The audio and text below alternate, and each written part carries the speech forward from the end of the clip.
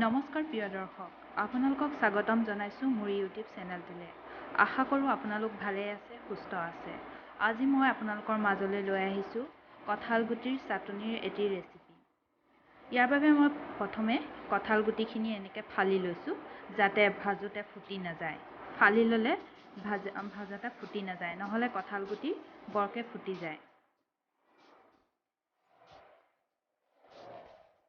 যদি ভিডিঅ'টো চাই ভাল পায় প্লিজ লাইক এটা মাৰি দিব।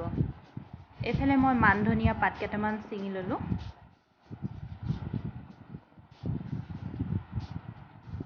তাৰপিছত নৰসিংহৰ পাত কেইটামান ছিঙিব গ'লোঁ।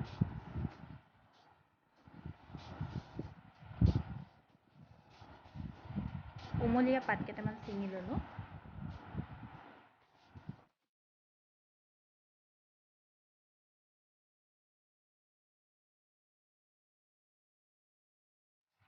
এতিয়া টাৱা এখনত কঁঠাল গুটিকেইটা দি ভালকৈ ভাজি ল'ম। 15 মিনিটমান সময় ভাজিব লাগিব।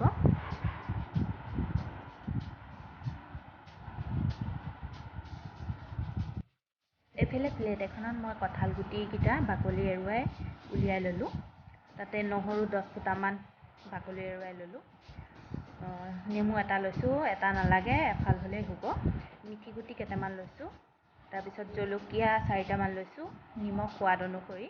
তাৰপৰা মাছ 1 পিচ লৈছোঁ, মাছখিনি ভালকৈ ভাজি লৈছোঁ। তাৰপিছত নৰসিংহৰ পাত কেইটামান ল'ম আৰু এয়া মান ধনিয়া।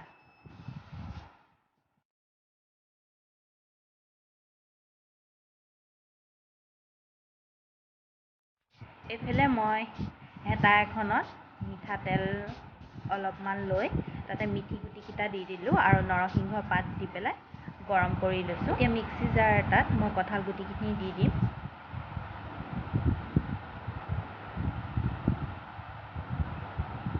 ইয়াতে নহৰু কেইফুটাও দি দিওঁ। মান ধনিয়াখিনি মই হাতেৰে এনেকৈ সৰু সৰু টুকুৰা কৰি দিছোঁ। জলকীয়াকেইটাও দি দিছোঁ লগতে। মাছ পিছৰ কাঁইটখিনি এৰুৱাই মাছ পিচ দি দিছোঁ।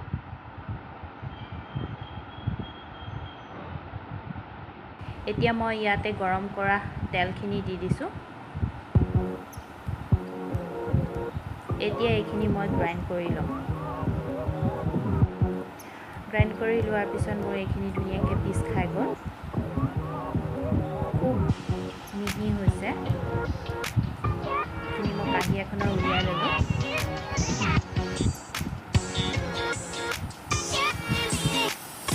এতিয়া মই ইয়াতে নেমু এফাল চেপি দিম। আৰু ইয়াত এটা বস্তু দিবলৈ মই পাহৰিলোঁ, সেইটো হ'ল পিঁয়াজ। পিঁয়াজ এটা সৰু সৰুকৈ আপোনালোকে ইচ্ছা কৰিলে কাটি দিব পাৰে। মই নিদিলোঁ, মই এনেকৈ আজি ট্ৰাই কৰিলোঁ। এইফালে মোৰ কঁঠাল গুটিৰ চাটনি ৰেডি হৈ গ'ল। আপোনালোকেও যদি এনেকৈ বনাই খোৱা নাই এবাৰ ট্ৰাই কৰি চাবচোন।